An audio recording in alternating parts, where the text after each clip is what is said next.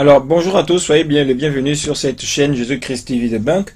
Nous allons encore débunker les vidéos de Georges Nama où il parle d'être ravi en esprit, c'est la 4e dimension. Là où il ose dire que la sortie du corps, c'est la doctrine de la 4e dimension. Or, dans la Bible, il y a des gens qui le Seigneur a permis qu'ils soient ravis en esprit. Et lui, il dit c'est la 4e dimension. On va voir cela dans sa vidéo, la 4e dimension. Une doctrine occulte de démons du... Je vais lire pour vous, comme ça vous allez vous retrouver. Moi je donne des preuves et je donne, voilà, la 4e dimension, une doctrine de démon du faux pasteur Yonggi Cho. C'est ce qu'il a eu à dire. Donc il a dit que c'est une fausse doctrine, que c'est des démons, c'est du diable. Et on va voir cela à la 30e seconde, où Georges Nama ose le dire à la 30e seconde. Écoutons Georges Nama et ensuite on va voir ce que la Bible elle-même dit. Mes frères, la sortie du corps est une doctrine occulte. On n'a même pas besoin de vous faire, comme je vous l'ai dit, tout un exposé sur le voyage astral. Mais donc, on va vous rappeler tout très brièvement en passant.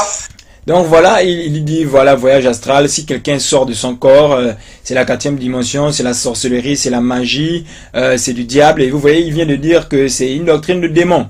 Et puis le titre, on dit de façon claire. Mais Georges Nama ne lit pas sa Bible. Et c'est ça l'esprit de jalousie. C'est pas parce que quelqu'un a eu la grâce d'être ravi en esprit pour aller voir soit le ciel, ou soit l'enfer, ou soit certaines choses. Parce qu'on verra même Ézéchiel qui a vu certaines choses, on verra Daniel, on verra tous les prophètes de la Bible qui ont été ravis en esprit. Et c'est la jalousie en fait. D'autres ont vécu des choses que toi tu n'as pas vécu. Et tu dis c'est la sorcellerie, c'est la magie. Or, la Bible ici va le confondre. Je ne viens pas aider un homme de Dieu. Je ne suis pas pour le parti de X ou de Y.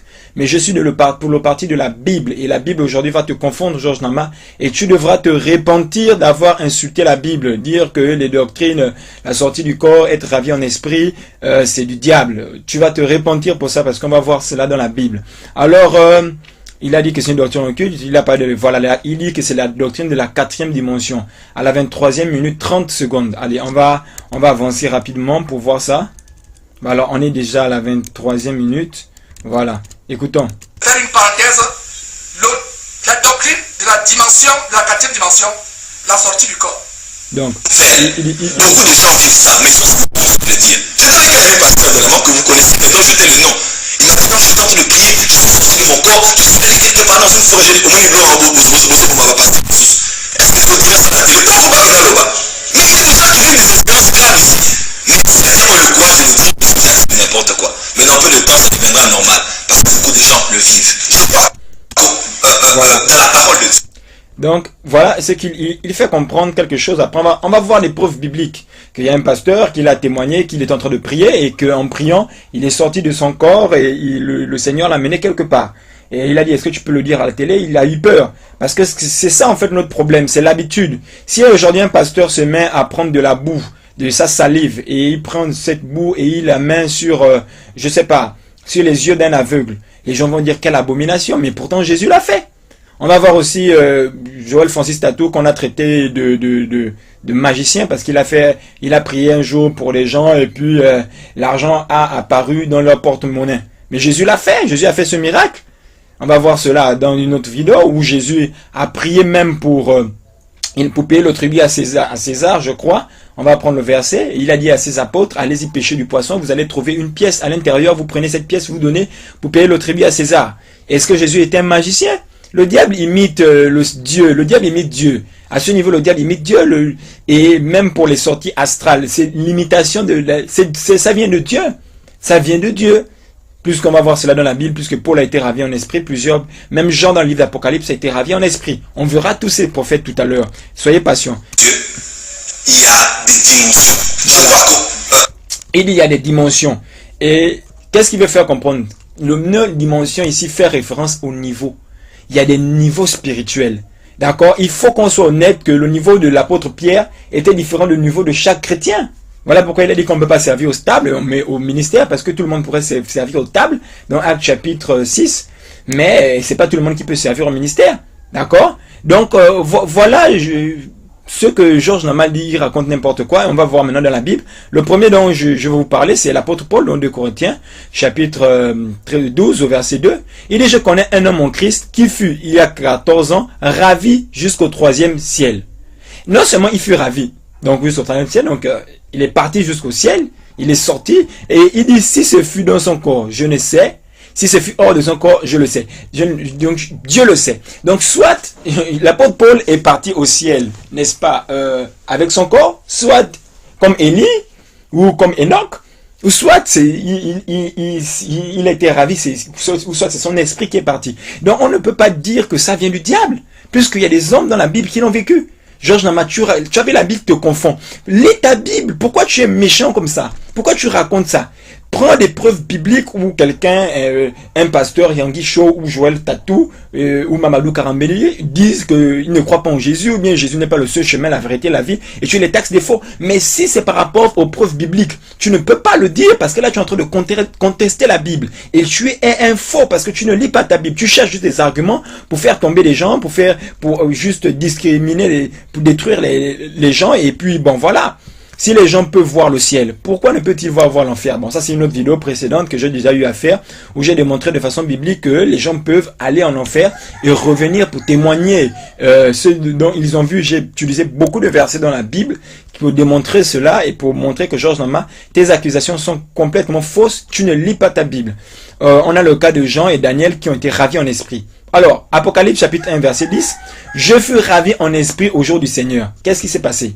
Il est sorti de son corps. Et en sortant de son corps, qu'est-ce qu'il s'agit? La Bible dit, et j'entendis d'ailleurs une voix forte comme le son d'une trompette. Et on peut lire la suite, vous pourrez la lire à la maison. Apocalypse chapitre 4 verset 2. Aussitôt je fus ravi en esprit. Et voici, il y avait un trône dans le ciel. Donc quand tu dis que la doctrine d'être ravi en esprit, c'est la doctrine de la 4e dimension, c'est une doctrine occulte. Donc tu veux dire que la Bible nous encourage à l'occultisme? Mais arrête de raconter n'importe quoi. Arrête de raconter n'importe quoi. Et ces personnes qui ont vécu ce genre de choses, c'était pas des bébés spirituels, c'était des personnes assez matures parce que il y a des choses qui peuvent nous faire peur. C'était des choses des personnes matures qui vivaient cela. Donc, quand il dit que il y a des niveaux par rapport au mot dimension, parce qu'il faut savoir que ce sont des synonymes. C'est pas parce que j'utilise le mot dimension que je fais forcément référence à la Kabbale ou à, je sais pas, à la franc-maçonnerie. C'est simplement des synonymes. Ne soyez pas quand même irréfléchis, s'il vous plaît. Apocalypse 17, verset 3. Il me transporta en esprit dans un désert. Là, c'est pas avec le corps, on dit bien en esprit. Donc, si quelqu'un, un pasteur, se met à vous dire, un jour je priais et puis le Seigneur m'a ravi en esprit et il m'a transporté en esprit dans un endroit. Vous allez dire que c'est un sorcier qui fait de l'occultisme, mais c'est dans la Bible. Comment sait-on qu'un pasteur est un sorcier, est un faux pasteur, est un trompeur? C'est quand il conteste Jésus et qu'il amène les gens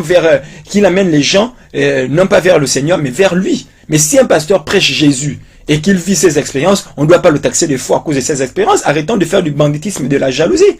Apocalypse chapitre 21, verset 10. Et il me transporta en esprit sur une grande muraille, la grande Jérusalem, il descend. Et lui, il a même vu des choses futures. Il n'a pas vu des choses qui étaient récentes, ou bien qui s'est passé en 100 ans. Bien sûr qu'il a vu quelques-unes, parce que les lettres qu'il devait envoyer aux 12 églises, c'était aux 12 églises de son époque. Ce ne sont pas des âges, comme Branham nous l'a fait croire, ce sont des églises de son époque. Et donc, bon, c'est pas ça le sujet. Ézéchiel a été ravi en esprit. On va voir ce qu'Ézéchiel aussi a vécu. On dit quoi? Dans Ézéchiel 11, verset 24. L'esprit m'enleva et me transporta en Chaldée, voilà, en vision par l'esprit de Dieu, les visions que j'ai eues. Donc l'esprit de Dieu l'a transporté. Quelque part l'a mené. Et il a eu aussi encore des visions. Si l'esprit de Dieu t'a transporté, tu vas dire que ça, c'est une doctrine occulte, mais il faut arrêter. Et si ces prophètes mineurs de l'Ancien Testament, ou certains prophètes majeurs de l'Ancien Testament ont vécu ces choses, mais à plus forte raison, les hommes de Dieu ou les pasteurs d'aujourd'hui ne peuvent-ils pas vivre cela, puisque Jésus a dit que vous ferez les choses que j'ai faites, et vous en ferez des plus grandes. Et ce que Jésus a eu à faire, était plus grand que les prophètes de l'Ancien Testament. Il faut arrêter du banditisme. Georges Nama, est-ce que tu as déjà fait des choses que Jésus fait? Si tu crois en Jésus, Jésus a dit, celui qui croit en moi fera les choses que j'ai fait. Vous avez déjà vu une vidéo de Georges Nama où il impose des mains à des malades et les malades reçoivent leur guérison, où des infirmes se lèvent et marchent? Non, Georges Nama ose dire que toutes ces personnes-là qui vivent ça, ce sont les sorciers. Or, Jésus a été clair, il dit que voilà, voici les miracles qui accompagneront ceux qui auront cru. Donc, ce monsieur est contre la Bible. Ce monsieur est contre la Bible. Ézéchiel chapitre 37, verset 3, il me dit, Fils de l'homme, ces eaux peuvent-ils revivre? Voilà, ça c'est, on était au verset 1, où il fut ravi en esprit, il a vu la vallée d'ossements desséchés. D'accord? Maintenant, au verset 3, il me dit, ces fils de l'homme, ces ossements peuvent-ils revivre? Et je répondis, Seigneur, tu le sais. Maintenant, Dieu lui demande, il est en esprit. Écoutez bien, il est en esprit. On n'a pas dit qu'il est dans sa chair. Donc, Dieu ne l'a pas seulement amené pour voir des choses, mais Dieu l'a aussi amené pour exercer les choses. Donc, on est dans le monde spirituel. Il me dit, donc Dieu parle, il dit, prophétise sur ces eaux et dis-leur, haussement desséchés, écoutez la parole de l'Éternel.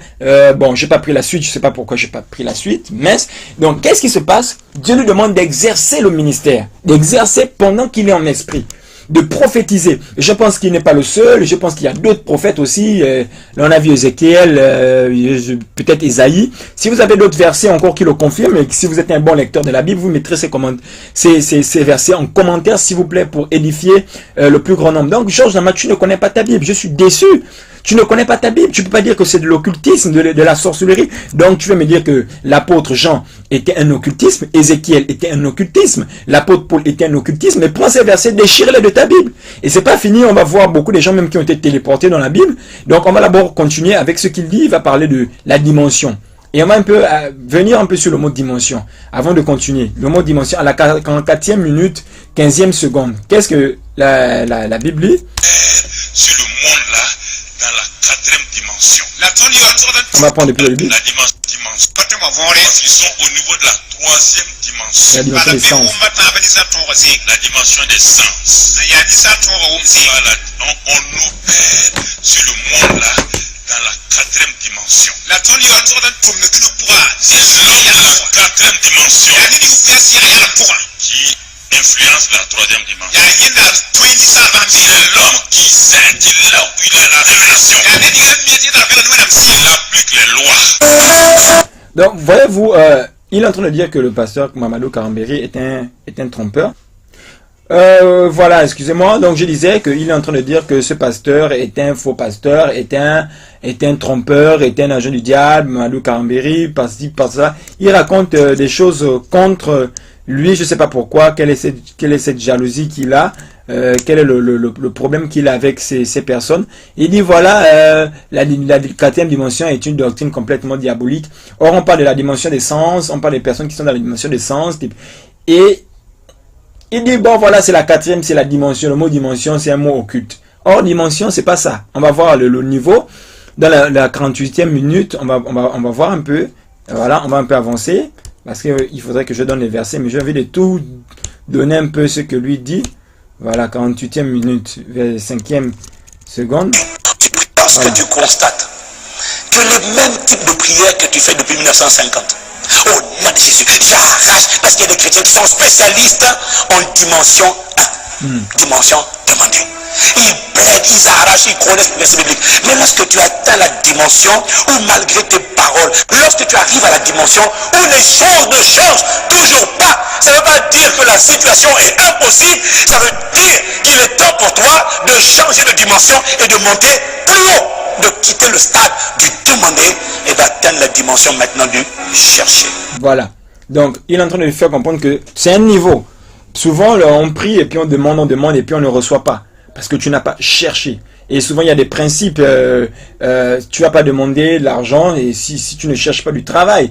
Et tout cela, c'est ce que le pasteur Ivan Castano enseigne. Mais lui, il dit, comme il a dit le mot dimension, c'est que forcément, il est dans la loge, il est dans la franc-maçonnerie, il a vendu son âme au diable et tous les blabla, sans aucune preuve. Ça, c'est pas une preuve. Georges Nama, n'as-tu jamais dit un jour que tu vas changer de dimension avec Dieu? N'as-tu jamais dit ça un jour? Quel est le chrétien qui n'a jamais dit ça? Mais qu'est-ce qu'il voulait dire par là? Un chrétien voulait dire par là que tu vas changer de niveau spirituel, ou bien tu vas grandir, et la Bible en parle. Hein? On peut le contextualiser. On a dans le livre 1 Jean chapitre 2 verset 13, il y a beaucoup de versets qui en parlent. On dit, je vous écris Père, parce que vous avez connu celui qui est dans le commencement. Donc premièrement, c'est les pères dont il parle. Maintenant, il y a ceux qui sont plus petits que les pères. Je vais écrire jeunes gens. Donc il y a des jeunes gens. Les jeunes gens, ceux qui sont quand même assis dans la parole de Dieu, parce que vous avez vaincu le malin. Je vous écris petits enfants, donc ceux qui sont encore laids, les nouveaux convertis, parce que vous avez connu le Père. Donc c'est quoi? Le mot dimension ici fait référence, en fait, ce sont des synonymes. Il faut quand même se cultiver, il ne faut pas accuser les gens de n'importe quoi. D'accord? Même moi, je peux trafiquer une vidéo pour parler de nouvel âge, je prends n'importe qui, je peux faire ça. Mais tu ne donnes aucune preuve et tu accuses des gens et puis tu dis voilà, c'est la manipulation, c'est un manipulateur. On va encore voir et ensuite on va attaquer beaucoup de versets dans la Bible. Pour le moment, on va continuer encore avec les versets sur la dimension qu'il lui donne. Regardez un peu ce que Georges Nama lui-même il donne les versets. Je ne sais même pas si c'est ce qu'il raconte. 19, verset 35. Et loi qui est donnée.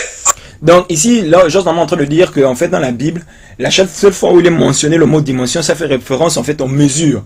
Et c'est là où je lui fais comprendre que même si ça fait référence aux mesures, je peux utiliser le mot dimension pour faire comprendre aux gens qu'on doit atteindre un autre niveau spirituel, où on doit encore grandir un moment, on doit grandir un peu plus, aller un peu plus haut. Donc c'est pas parce que j'ai utilisé un mot qui a des synonymes, parce que c'est ça la littérature, hein, c'est ça être grand spirituellement, être grand intellectuellement, utiliser des mots, mais toi tu vas dire que parce que j'ai utilisé un mot, et puis on ne retrouve pas. Téléphone est dans la Bible, tu as vu le mot téléphone dans la Bible? On dit Dieu est omniprésent, est-ce que omniprésent est dans la Bible? On dit que Dieu est omnipotent, est-ce que omnipotent est dans la Bible? Est-ce que ça veut dire que c'est diabolique d'utiliser ces mots? Et le mot dimension, même si ça fait référence à, je sais pas, et puis c'est le traducteur lui-même qui a voulu traduire ainsi. Il aurait pu dire aussi niveau, il aurait pu utiliser aussi un autre mot au lieu d'utiliser le mot dimension. Ce sont les traducteurs qui utilisent, ce sont des synonymes. Et donc souvent même les traducteurs, parfois ils utilisent un mot dans un verset, et un autre traducteur essaie d'utiliser un autre mot, mais ça fait référence à la même chose, parce que ce sont des synonymes. Donc quand tu dis les mots n'ont rien à voir dans la Bible, tu es immature, Georges Nama, tu es encore un enfant, et c'est ce que tu viens faire, tu viens prétendre enseigner les gens, et tu oses dire qu'il n'y a aucun vrai pasteur à la surface de la terre, que tous les pasteurs du monde sont des faux, que les vrais pasteurs étaient avant, existaient avant, tu racontes ta vie. D'accord? Le niveau de Pierre n'était pas le même que le niveau d'un simple membre de l'église, sinon c'est de l'hypocrisie, c'est de la malhonnêteté de refuser de telles choses. Voilà, il accuse le pasteur Karambéré de se moquer de la sanctification, sans même preuve. Donc on va prendre dans 2 heures, 17 minutes. Écoutons. Ce n'est pas pour enseigner les gens la nuit. Là où il a la révélation, il applique les lois. Vous connaissez la sanctification, dans laquelle nul ne verra le Seigneur. Combien de sanctifiés sont misérables? Combien de sanctifiés sont misérables? Oui. Ils sont sanctifiés, mais la misère. Oui. Voilà ce monsieur qui se moque des misérables. La Bible dit, l'un qui se moque d'un pauvre, les aigles le mangeront et les enfants des aigles Il se moque. Est-ce qu'il s'est moqué? Il a dit une vérité. Il a dit que il y a des chrétiens qui se sanctifient, qui sont misérables. Donc il veut faire comprendre que dans la Bible, il n'y a pas seulement le fait que tu te sanctifies. Dans la Bible, est-ce qu'on nous parle seulement de la sanctification? On ne nous parle pas seulement de la sanctification. Donc il y a des gens qui se limitent à la sanctification. C'est ce que ce pasteur est en train de dire. Maintenant, lui, il dit se moque. Mais attends, Georges Nama, quand toi tu dis que les gens sont des faux, donc toi aussi tu te moques d'eux, et donc aussi tu es aussi un moqueur, est-ce que tu l'as vu rire? Donc voilà ce monsieur qui tourne en dérision la sanctification. Mais c'est n'importe quoi. Voilà encore les fausses accusations. Georges Nama s'ennuie. Il n'a rien à faire. Est-ce que tu as vu qu'il tourne en dérision? C'est monsieur, j'ai écouté l'une de ses prédications où il a parlé de la sanctification. Il y a beaucoup de choses, il parle de la sanctification, mais toi tu dis comment il rejette la sanctification. Mais tu prends même la chose qu'il a dit, tu sors de son contexte. Et beaucoup de gens, vous croyez à ce que Georges Nama dit, vous n'êtes pas sérieux, vous n'avez pas honte, vous êtes méchant. Vous êtes très méchant, c'est pas juste et c'est pas gentil de le faire. On va encore continuer avant de prendre les versets. Je pense qu'à partir de là, voilà, c'est le dernier argument que je vais prendre que Georges Nama donne. Voilà, on parle de sortir encore du corps. D'accord? Ils ont oublié. Il est sorti, il a fait des exercices. Oh. Comme c'est abominable. Ces gens me donnent la chair de poule. Il a dit c'est un abominable faux pasteur. Un abominable faux pasteur. Ok. Et parfois Dieu me prend. Là, on m'amène dans des maisons. Il est dans la maison la nuit là. Il règle un problème. Il part. Tu vous écoutez ça? Il règle un problème, il part. On a vu ça avec Ézéchiel. Voilà. Dieu le fait. Donc, c'est qu'à visiter les maisons des gens. Il règle un problème.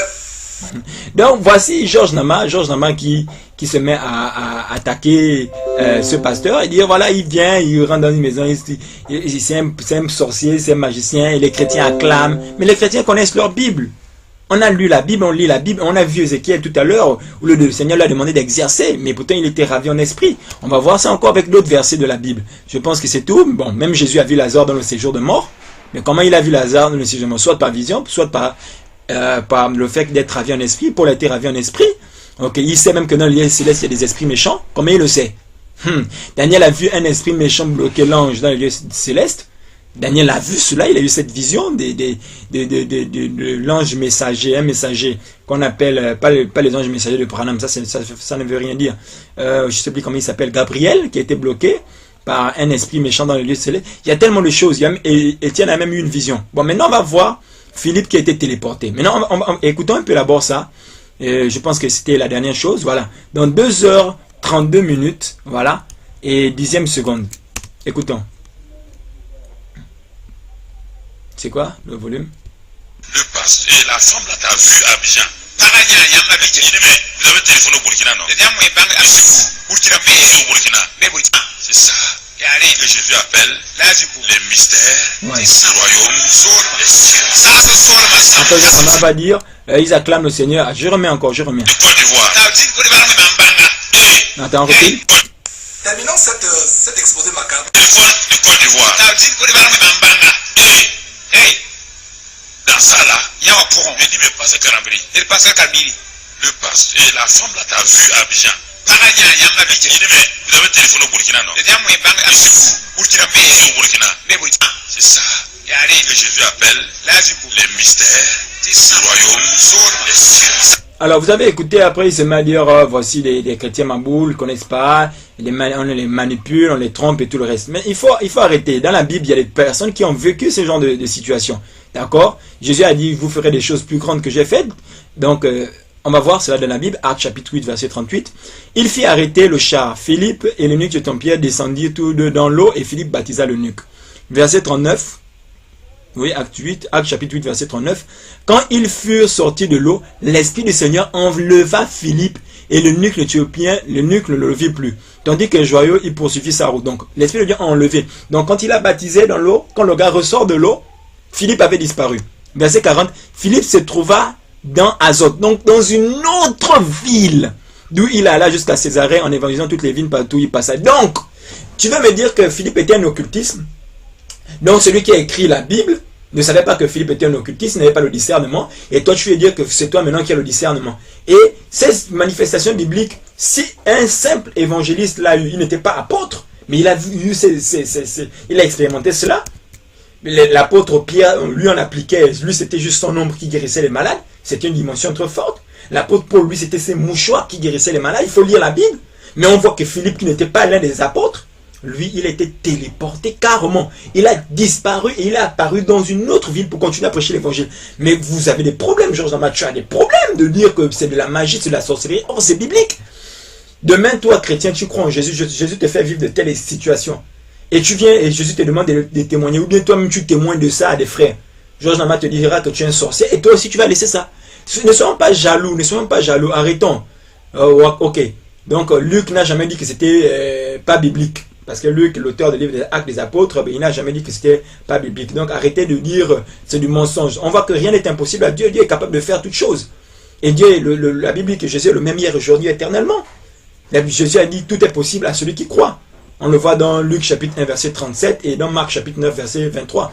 Donc rien n'est impossible en accord avec la Bible. Et voilà les preuves. Donc on ne peut pas condamner un pasteur et puis dire que c'est diabolique. Or c'est biblique. Donc la Bible te confond encore aujourd'hui. Georges Nama, tu dois te repentir parce que tu es un menteur. Jésus a dit de façon claire dans Jean chapitre 14 verset 12, en vérité, je vous le dis, celui qui croit en moi fera les œuvres que je fais et il en fera de plus grandes parce que je vais au Père. Donc voilà encore, il doit faire des choses plus grandes. Donc c'est celui qui croit en Jésus. Georges Nama, ces miracles là? Non. Georges Nama, tu prétends croire en Jésus. Est-ce que tu fais les œuvres que Jésus fait? Non. Tu ne fais aucune œuvre. J'ai tapé sur YouTube pour voir si il y avait une vidéo où on parlait d'une guérison miracle que Georges Nama a eu à expérimenter. Je n'ai vu aucune. Aucune, complètement aucune. Donc Georges Nama, arrête de blaguer les gens. Tu es un blagueur. D'accord? Et on va voir maintenant une autre partie où il voit des choses, où il a une vision. Pendant qu'il a une vision, Georges Nama critique sa vision. Et on va voir les versets bibliques qui sont même mieux que ses visions. Magie noire, tu es mal. Et voilà comment il dit, toi tu sors pour faire le mal, moi je sors, toi tu sors pour faire la magie noire, tuer, moi je sors pour faire la magie blanche, guérir, faire du bien. Il n'a jamais dit magie blanche, ça c'est lui-même qui ajoute le mot magie blanche. C'est vraiment, il est méchant ce gars. Magie égale magie. Or, la Bible parle des hommes de Dieu qui sortent de leur corps, que le Seigneur fait la grâce de sortir du corps pour voir certaines choses. Mais lui il dit c'est du diable. C'est abominable aux yeux de Dieu. Tu es assis sur un divan rouge. Regarde, tu es en pyjama.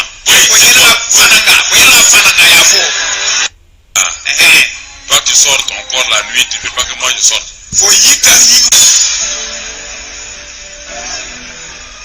Je viens de parler à quelqu'un de réel, hein. Mes frères, c'est terrible. Vraiment, je ne sais pas qu'en est-il de vous, comment vous pouvez supporter ceci. Je suis obligé de vous le montrer, c'est mon devoir, mais c'est horrible, mes frères. Est-ce que vous comprenez ce qui se passe? Est-ce que vous avez le discernement? Est-ce que vous avez encore le... Bon, ok. Donc, voyez-vous, vous pouvez comprendre et vous-même, vous pouvez vérifier ce que lui raconte. Donc, il voit les choses sur la vie des gens et après, il va dire... comment il peut voir? Il voit quelqu'un sur son canapé, et puis c'est la magie, c'est la sorcellerie, et il parle, mais il ne connaît pas le ministère prophétique, il ne connaît pas l'onction prophétique, il ne connaît rien de ça. Georges Nama, est-ce qu'il t'est déjà arrivé, je te pose une question, de voir sur la vie des gens? D'accord? Est-ce qu'il t'est déjà arrivé de voir quelque chose sur la vie d'une personne? Est-ce que ça veut dire que tu fais de la magie? Donc tous ceux qui sont prophètes, qui ont le ministère prophétique, ce sont des magiciens. Donc Jésus ne fait plus de miracles, ou bien le ministère prophétique n'existe plus. On a vu dans la première vidéo que Dieu a donné les uns comme apôtres, prophètes, évangélistes, pasteurs et de docteurs. Donc on voit qu'il y a des prophètes qui existent encore jusque de nos jours. Des prophètes. Pas des prophètes majeurs, pas des prophètes messagers, tout ça c'est n'importe quoi. Non, des prophètes. Des chrétiens qui ont l'onction de Dieu, qui sont utilisés par Dieu, qui ont la possibilité de voir. Et on a ça dans la Bible, où Jésus manifeste cette onction à plusieurs reprises, dans Jean chapitre 1, verset 48. D'où me connais-tu? C'est Nathanaël qui lui dit cela. Jésus répondit, avant que Philippe t'appelât. Quand tu étais sous le figuier, je t'ai vu. Donc il était même dans une autre ville, mais Jésus l'a vu sous le figuier. Comme Pierre, voilà. Et puis Nathanaël crut que Jésus était le Messie, mais je n'ai pas pris la suite de ce verset, c'est dommage. J'aurais dû prendre la suite. Mais vous pourrez lire vous-même la suite. Donc, même Pierre a su qu'Ananias et Saphira avaient menti. Comment il a su, si ce n'est par l'Esprit de Dieu? Comment il a su? On a dans Actes des Apôtres, chapitre 16, verset 9, pendant la nuit, Paul eut une vision. Donc, il a eu une vision ouverte. On n'a pas dit qu'il a eu un songe, on a dit une vision. Une vision, c'est ouvert, c'est clair, tu vois la chose. Un Macédonien lui apparut et lui fit cette prière. Donc, depuis Macédoine, il passe en Macédoine. Lui n'était pas en Macédoine, mais il voit cela. Secours-nous. Comment Paul a eu cette vision? Donc Paul était il manquait de discernement, je sais pas, c'était un sorcier, je sais pas. Donc l'Esprit de Dieu n'est pas capable de te faire vivre des choses surnaturelles, et le surnaturel est maintenant devenu quelque chose de diabolique. Mais Georges Nama, tu racontes n'importe quoi. C'est la sorcellerie, tu es contre la Bible, et tu dois te repentir. Tu es contre la Bible. Maintenant on va voir aussi un prophète dans la Bible, le prophète Agabus, dans Actes chapitre 21, verset 10. Comme nous étions là depuis plusieurs jours, un prophète nommé Agabus descendit de Judée. Verset 11, il vint nous trouver. Il prit la ceinture de Paul. Donc il a pris la ceinture d'une personne. Et l'auteur raconte en fait que c'était la ceinture de Paul. Il se lia les pieds et les mains avec la ceinture. Donc il a reçu quelque chose en attrapant seulement la ceinture de Paul. Et il dit, voici ce que je déclare le Saint-Esprit. L'homme à qui appartient cette ceinture. Donc il y a une ceinture qui est là. Et il y a un homme à qui appartient cette ceinture. Donc il ne savait pas à qui appartenait cette ceinture. Il a seulement dit l'homme à qui appartient cette ceinture. Donc c'était Paul. Les Juifs le lieront de la même manière à Jérusalem. Donc à la même manière qu'il s'est lié. Et le livreront entre les mains des païens. Donc voici, tu ne sais même pas ce que tu racontes. Tu ne sais même pas ce que tu racontes, Georges Nama. Tu dis que c'est du diable, tu dis que c'est Satan. Il y a des gens qui ont la possibilité même. Tu apportes même un objet qui appartient à une personne. Tu dis tiens l'objet. Il attrape l'objet. Et depuis l'objet, il voit sur ta vie. Tu vas dire que ce sont des faux prophètes, ce sont des magiciens, ce sont des ceci, ce sont des agents du diable. Mais le prophète Agabus l'a fait. Ce sont des choses qui sont confirmées par la Bible et on voit comment l'Esprit de Dieu agit. Mais le diable, il y a une différence entre la magie et la puissance de Dieu.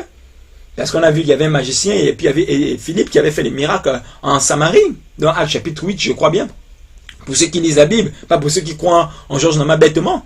Donc, la magie, c'est pour impressionner les gens. Ça ne guérit pas les gens, ça ne change pas les vies des gens. Or, on voit que les vies des gens sont changées, sont transformées quand on voit des signes, des prodiges et des miracles dans les campagnes d'évangélisation, comme les campagnes d'évangélisation de Reinhard Bonquet, des campagnes d'évangélisation de Benny Hinn, des campagnes d'évangélisation de tel homme de Dieu. Mais parce qu'un homme de Dieu a fait une erreur, on dit que c'est un agent du diable, c'est un ceci, parce qu'il a enseigné quelque chose qui n'est pas forcément en accord avec ce qu'on croit, on dit que ce sont des choses du diable. C'est n'importe quoi, c'est de la jalousie. Donc, même Ivan Castano, on voit Ivan Castano, qui parle de l'amour, la dimension de l'amour de Dieu, et voilà, qui on a traité de faux aussi. Voilà, on va prendre la 40e minute. Voilà. Écoutez Ivan Castano, ce qu'il va dire. Et en passant, avant de vous montrer cette séquence, je vous rappelle l'émission sur les prières contemplatives et autres prières sataniques. Cette émission,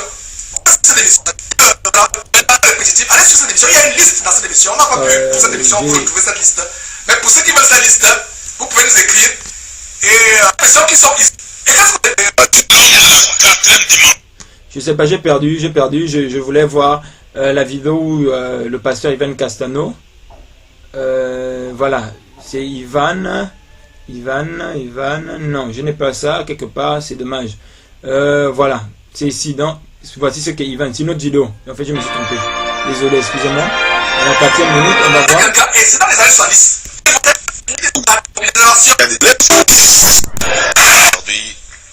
Voilà, c'est ici. Une réunion ici à la cathédrale du Centenaire. C'était El Sobon qui prêchait. Dimension de l'amour. Les de Dieu. Les dimensions minutes sur les dimensions de l'amour de Dieu. Voilà, il parle des dimensions de l'amour de Dieu. Donc, c'est un enseignement qu'il a eu à donner. Bon, je ne l'ai pas parce que Georges Nama, ce qui est méchant avec Georges Nama, c'est qu'il ne donne jamais les liens des vidéos pour qu'on puisse vérifier et pour qu'on puisse suivre la vidéo en entier et avoir cette vidéo dans son contexte, comprendre le contexte dans lequel la personne parle. Donc, c'est du banditisme ce que Georges Nama est en train de faire. C'est du banditisme. Il faut toujours donner et comprendre ce que le prédicateur veut dire. Mais quand tu prends une partie, tu coupes une partie, c'est du banditisme. Donc, il faut tout montrer. Donc, on a par exemple le cas, quand une personne reçoit le Saint-Esprit, il y a forcément une manifestation de son corps. Tu seras sous l'emprise du Saint-Esprit. Donc, quand Georges m'a dit que quand on reçoit le Saint-Esprit, on n'a pas forcément besoin de bouger ou bien de tomber sur une forme de transe ou sur tomber d'une certaine façon, il faut arrêter, c'est du banditisme. Georges Nama ne connaît même pas la Bible. Dans le livre des Actes des Apôtres, au chapitre 1, on voit quelque chose de particulier. On voit que tous ont reçu le Saint-Esprit et tous ont parlé en d'autres langues. Tous ont parlé en d'autres langues. Selon que l'Esprit leur demande de s'exprimer. Il y a eu un grand bruit. Donc, ils n'ont pas été les mêmes.